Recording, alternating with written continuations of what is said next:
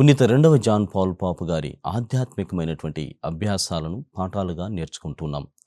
ఈనాడు ప్రత్యేకముగా క్రీస్తు ప్రభువులోని లోపాలను అనగా బలమును బలహీనతలుగా ప్రజలు ఏ విధంగా మలిచారు అనేటువంటి వాటిని మనం గత 2 వారాలుగా ధ్యానం చేస్తున్నాం. ఆ బలహీనతలు మనం గమనించినట్లయితే ఆయనకు మన్నించడం అనేటువంటి బలహీనత, ఆయనకు లెక్కలు రావు అనేటువంటి బలహీనత, మరియు అంచనా వేయటం ఎలానో తెలియదు అనేటువంటి ఒక బలహీనత, సవాళ్ళను ఎదుర్కోవడంలో ఆయన చాలా సందిగ్ధంగా ఉండేటువంటి వాడు అనేటువంటి 4వ బలహీనత. 5వదిగా ప్రియ సహోదరి సహోదరులారా, ఆయనలో ఈ ప్రపంచానికి తగినటువంటి విధముగా వ్యాపార ధోరణి, వ్యాపారపరమైనటువంటి ఆలోచన అతనికి లేదు అనేటువంటి బలహీనతల్ని ప్రజలు అనుకునేటువంటి వారు. మనము సైతము అలానే ఊహించుకునేటువంటి వాళ్ళము. అవి లోపాలుగా పరిగణించాము, కానీ అవి తన యొక్క బలగాలు, తన బలము అని తెలుసుకుంటూ ఉన్నాం. ఈనాడు ప్రియమైనటువంటి సహోదరి సహోదరులారా, ఈ క్రీస్తు సందేశం కార్యక్రమంలో మరి ఆ బలహీనతలు వెనుక లేక ఆ లోపాలు అని మనం చూస్తున్నాము కదా, అవి బలము అని తెలుసుకుంటూనే ఎందుకోసము వాటినన్నిటినీ కూడా ఆయన అలువు చేశారు, లోపాలుగా ప్రజలు ఎందుకు చూస్తున్నారు, బలహీనతగా అది ఎందుకు కనపడుతుందో అనేటువంటి విషయాన్ని మనం ఇప్పుడు ధ్యానం చేయడానికి ప్రయత్నం చేద్దాం. ఈ లోపాల వెనుక, ఈ బలహీనతల వెనుక మనం గమనించినట్లయితే కేవలం ఒకే ఒక కారణం కనపడుతుంది. ఆ కారణం ఏమిటంటే ప్రేమ. కేవలం ప్రేమ ఉండటం ద్వారానే ఆయన బలహీనుడిగా మార్చుకుంటున్నాడు. అంటే తన బలాన్ని ఉపయోగించడం లేదు, మన్నించడంలో ఆయన తన బలాన్ని చూపడం లేదు. పర్వాలేదు, ఎన్నిసార్లైనా నేను మన్నిస్తాను అని ఆయన మనకందరికీ కూడా ఉద్బోధిస్తున్నారు, బోధిస్తున్నారు. కావున వీటన్నిటి వెనుక ప్రేమ అనేటువంటి ఒక కారణం, ఒక విలువ, ఒక పవిత్రమైనటువంటి భావము ఉంది అని మనం తెలుసుకోగలగాలి. ప్రియ సహోదరి సహోదరులారా, పునీత యోహాను గారు వ్రాసినటువంటి మొదటి లేఖ 4వ అధ్యాయము 16వ వచనాన్ని గమనించినట్లయితే, ఆయన ప్రేమ కలవాడు, ప్రేమే దేవుడు, God is love, God is full of love అనేటువంటి భావమును పునీతుడైనటువంటి యోహాను గారు తన లేఖ ద్వారా తెలియజేస్తున్నాడు. మరి ఆ ప్రేమలో కారణాలు ఉండవు. ఎందుకు ఒక వ్యక్తిని ప్రేమిస్తున్నాం, ఎందుకు ఒక దైవాన్ని ప్రేమిస్తున్నాం, కారణాలు వెతుక్కోదు ప్రేమ. అది మాత్రమే కాదు, ప్రేమ అనేటువంటిది అడ్డంకులను అధిగమిస్తుంది. దానిలో విభేదాలు లేవు, దానికి లెక్కలు ఉండవు. అది ఎల్లలు లేనటువంటి ప్రేమ అని మనమందరము కూడా తెలుసుకోగలగాలి. ఇలా ఎల్లలు లేనటువంటి ప్రేమ ఎవరికైతే ఉంటుందో అది నిజమైన ప్రేమ అని మనం తెలుసుకోగలగాలి. ప్రియమైనటువంటి సహోదరి సహోదరులారా, పునీత పౌలు గారు కూడా తను రాసినటువంటి మొదటి లేఖ, కొరింథీయులకు రాసినటువంటి మొదటి లేఖ 13వ అధ్యాయములో ప్రేమను గురించి చాలా విపులముగా ఆయన వివరిస్తున్నాడు. ప్రేమ అంటే అంత గొప్పగా ఆవిష్కరిస్తున్నాడు. ఒక రచయిత ఈ విధంగా చెప్తున్నాడు, ఈ ప్రపంచంలో ప్రేమను గురించినటువంటి విధముగా పౌలు గారు రాసినటువంటి విధంగా ఎవరు కూడా రాయలేదు అంటారు. చాలా అతిశయోక్తి అయినప్పటికీ కూడా అంత గొప్పగా ఈ 13వ అధ్యాయంలో పునీతుడైనటువంటి పౌలు గారు రాస్తూ ఉన్నాడు. అది మాత్రమే కాదు, ప్రియమైనటువంటి సహోదరి సహోదరులారా, తన స్వీయమైనటువంటి జీవితంలో పునీత పౌలు గారి యొక్క పవిత్రమైనటువంటి జీవితంలో ఆయన ఎన్నో వ్రాశాడు.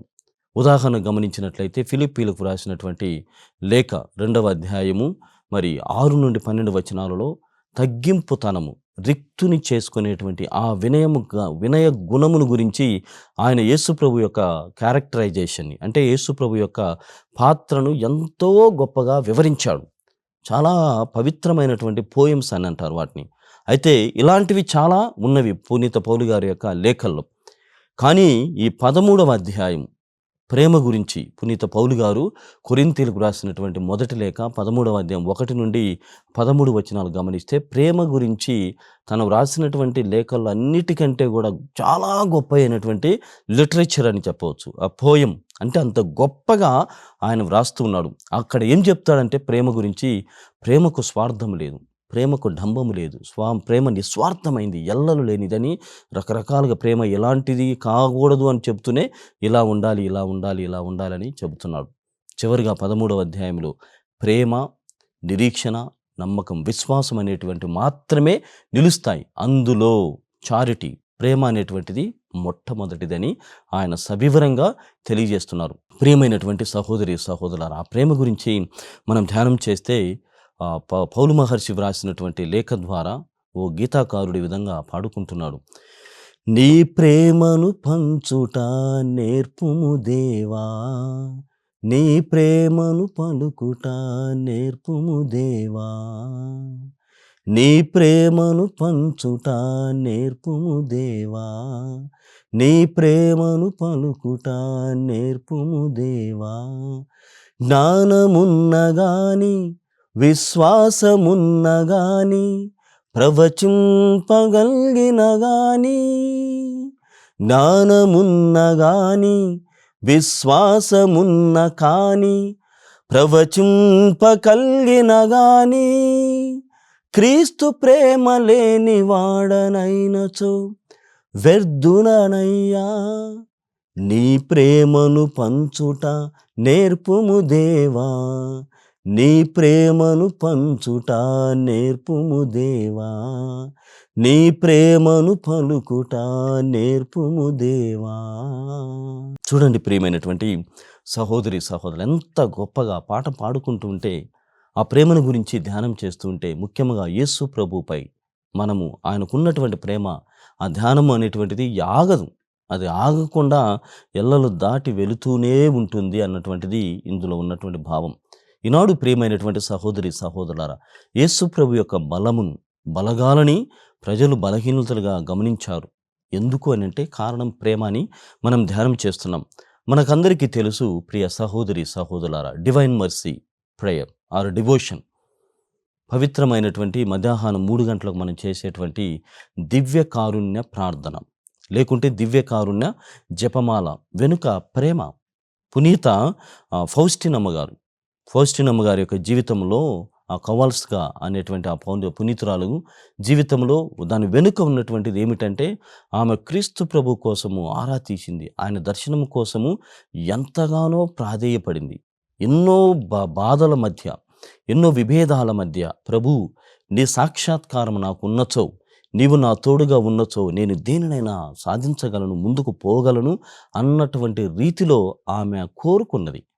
యేసు ప్రభు యొక్క దర్శనం కోసం, ఆయన పవిత్రమైనటువంటి సాక్షాత్కారం కోసం ఆమె కోరుకున్నది. కావున ప్రేమామయుడైనటువంటి దేవుడు ఆమెకు కనిపిస్తున్నాడు. ఇంకా సేక్రెడ్ హార్ట్ డివోషన్, పునీత Margaret Alacoque, Mary Margaret Alacoque, sacred heart అంటే పవిత్రుడైనటువంటి యేసు తిరుహృదయ ప్రార్థన భక్తిని ఆమె ముందుకు తీసుకొని వస్తుంది. వీరిద్దరి మధ్య, లేకుంటే వీరిద్దరిని బేరీజ్ వేసుకొని చూసినప్పుడు వీరికి దేవుడు సాక్షాత్కారం, తన పవిత్రమైనటువంటి ప్రేమమయమైనటువంటి ఆ హృదయాన్ని, దైవీకమైనటువంటి ఆ భక్తిని మరియు దివ్యకారుణ్య భక్తిని వీళ్ళకు ఎరుకపరిచి ఉన్నాడంటే, వీళ్ళు ఎంతగా దేవుణ్ణి కోరుకున్నారు, ఎంత గొప్పగా ఆశించారో అనేటువంటి విషయం మనకు వెల్లడి అవుతూ ఉన్నది. ఈ సమయంలో ప్రియమైనటువంటి సహోదరి సహోదరులారా, ప్రభు యొక్క వాక్కు వీరిద్దరికీ తెలియజేసినటువంటి విధంగానే ఈనాడు మనకు కూడా తెలియజేస్తున్నాడు. ఏమిటి? If you believe you will see the power of my love. If you believe you will see or you will experience the power of my love. అంటే నీవు విశ్వసిస్తే, నీవు నమ్మకం కలిగి ఉన్నట్లయితే నా హృదయ ప్రేమకు ఉన్నటువంటి శక్తిని, ఆర్ద్రతని నీవు అనుభవిస్తావు.